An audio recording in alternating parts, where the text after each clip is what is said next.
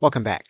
Now, because this area is made primarily for coding, you may see quite a few things that you may not be familiar with if you are not directly tied to computer code. For example, if we click the Run button, you're going to notice here that before Claude wants to run the model, it wants us to fill in example values. And of course, your interaction may be different when you begin to run things here inside of the Workbench when you're testing out your prompts. One alternative is to take a screenshot of the page and then to go to Claude and ask Claude to explain what it is that you need to do. In iterating with Claude based on this element, Claude suggests different language for the prompt. So what we can do is we can copy what Claude stated and we can head back to our workbench.